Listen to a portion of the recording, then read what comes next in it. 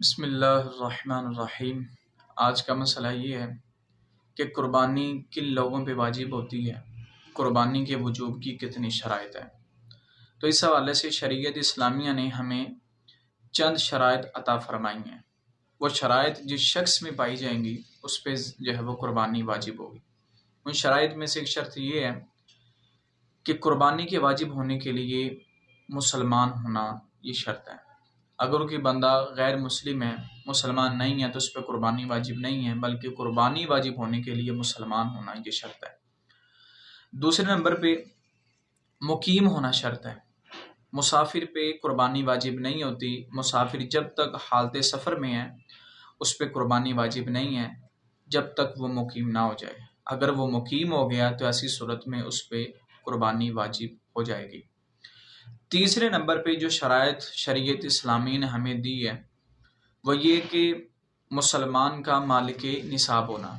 مالک نصاب سے مراد یہ ہے کہ جس کے پاس 7.5 تولے سونا یا 52.5 تولے چاندی یا 52.5 تولے چاندی کی ملکیت کے برابر کوئی حاجات اصلیہ کے علاوہ کوئی شے ہے، کوئی چیز ہے، کوئی سامان ہے، اس کا مالک ہونا۔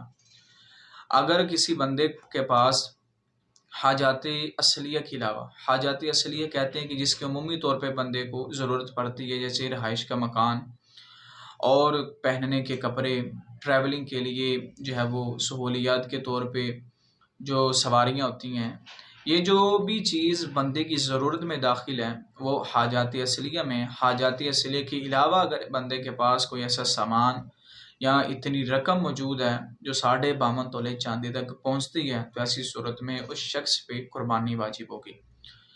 چوتھے نمبر پہ قربانی کے واجب ہونے کے لیے یہ شرط ہے کہ اس کا بالغ ہونا شرط ہے، اڈلٹ ہونا یہ شرط ہے۔ اگر وہ نابالغ ہے تو نابالغ پہ قربانی واجب نہیں ہوتی۔ یہ شرائط تھی، یہ چاروں شرطیں جس شخص میں پائی جائیں گی اس پہ قربانی واجب ہوگی۔ اگر ان میں سے ایک شرط بھی مفقود یعنی نہ پائی جائے تو ایسی صورت میں اس شخص پہ قربانی واجب نہیں ہوگی۔ اللہ تعالیٰ دعا ہے کہ اللہ تعالیٰ ہمیں عمل کرنے کی توفیق عطا فرمائے اور اسے آگے پہنچانے کی توفیق عطا فرمائے۔